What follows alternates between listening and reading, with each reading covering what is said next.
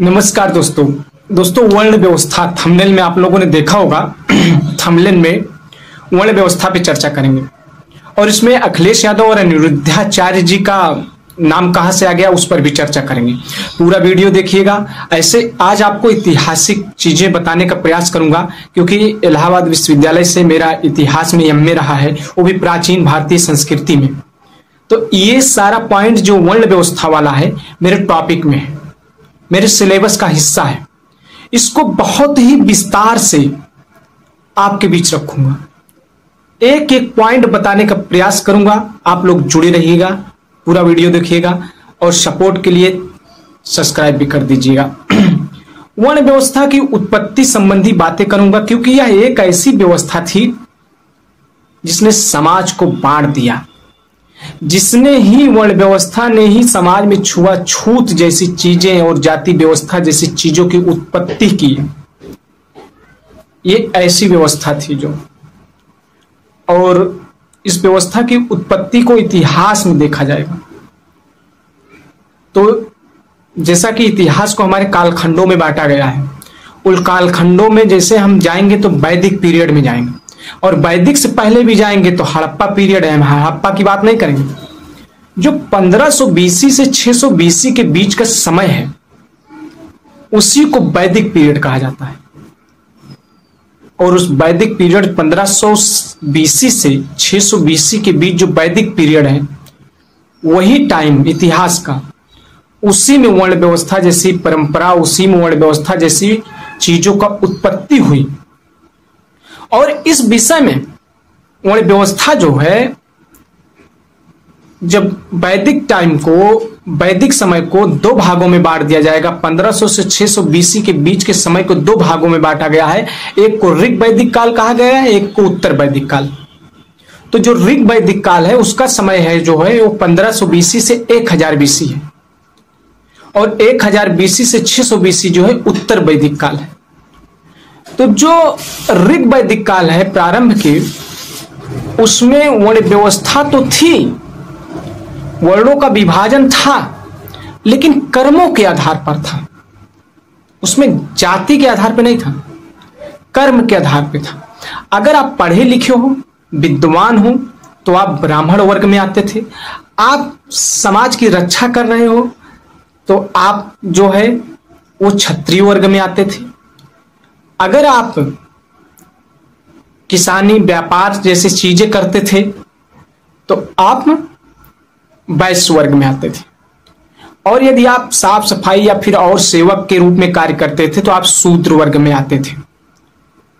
कोई भी यहां पे जाति वेरिएशन नहीं था, कोई बाउंडेशन जातियों का नहीं था, सिर्फ ज्ञान और कर्म के आधार पर ही निर्माण हुआ करता था।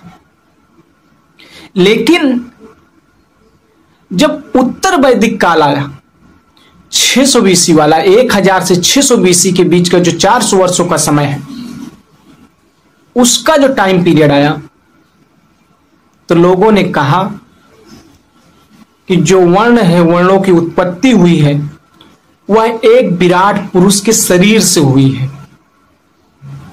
ब्रह्मा के शरीर से हुई है। तो उस शरीर के अनुसार जो मुख से अर्थात सिर से ब्राह्मण समाज की उत्पत्ति हुई। अब बताने वाला पता नहीं कौन था, ये आप कमेंट में बताइएगा कौन रहा होगा ये सब उत्पत्ति करने वाला। और जो कंधों बाजुओं से उत्पत्ति हुई वो क्षत्रिय समाज की हुई। और जो ये जंघा से हुई तो वैश्य, इनके कार्यों को भी बांटा गया। कहा गया कि जो पैरों से उत्पत्ति हुई वो शूद्रों की हुई। तो जिनकी मुख से उत्पत्ति हुई, एक मेरे सवाल मन में आ रहा है कि कोई मुख से कैसे पैदा हो सकता है? आप लोग जवाब दीजिए कमेंट में। और वो सभी वैदिक कार्य करेंगे, सभी धार्मिक कार्यों पर उनका जो है अधिकार होगा। और जो बाजुओं से पैदा हुए हैं उनका जो कार्य होगा वो रक्षा करने के लिए होगा। और जो कंजंघा से हुए हैं वो व्यापार करेंगे, खेती किसानी व्यापार पर उनका अधिकार होगा, अर्थात वही समाज के लोग कर सकते हैं उस कार्यों को।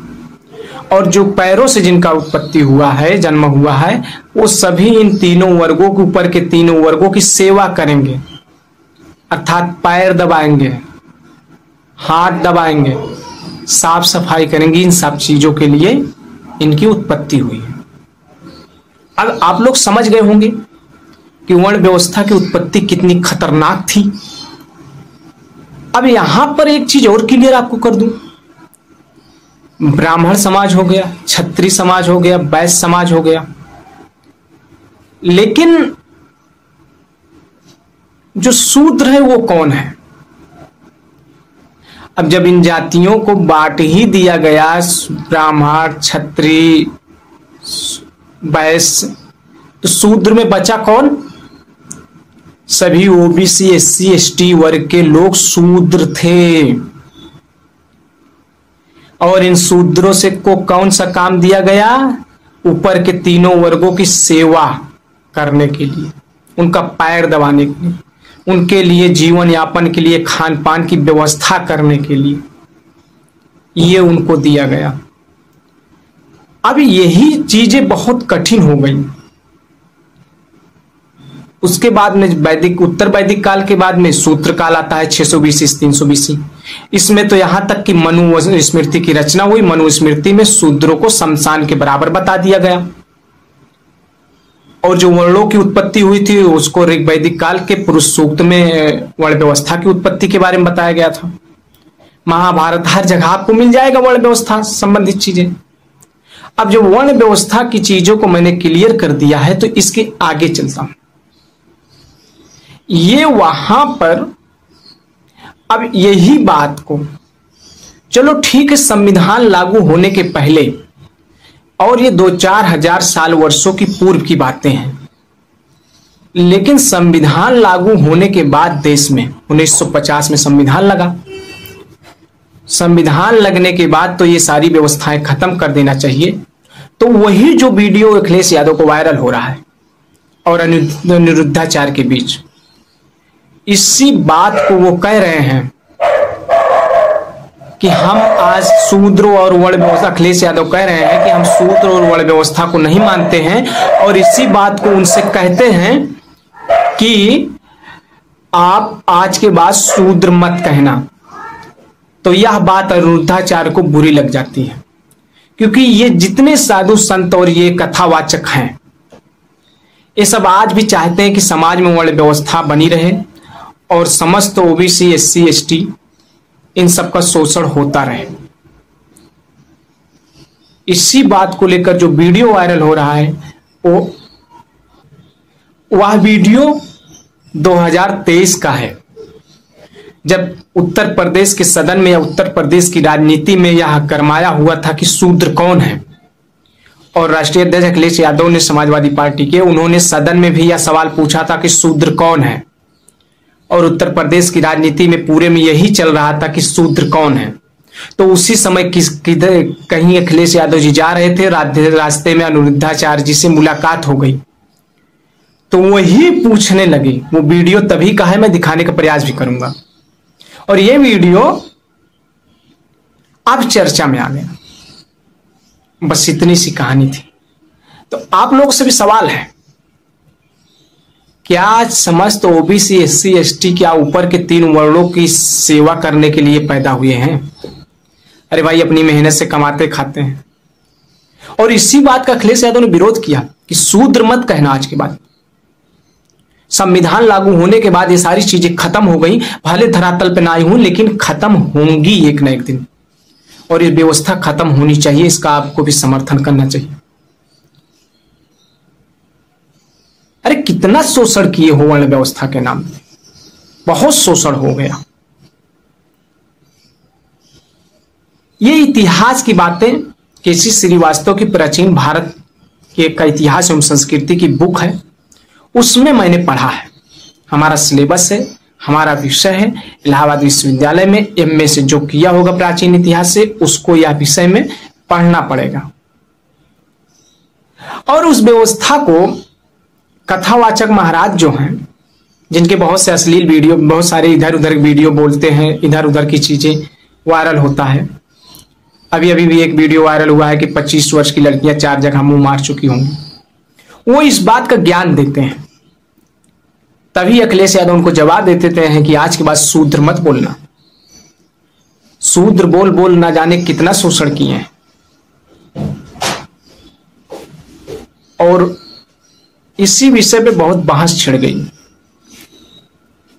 तो इतिहास की परंपरा, जो संविधान लागू हुआ, उस संविधान से चीजें बदल जानी चाहिए ना। अब उन सब चीजों को खत्म कर देना चाहिए। और वही वर्ण व्यवस्था की देन है कि जाति व्यवस्था समाज में आई।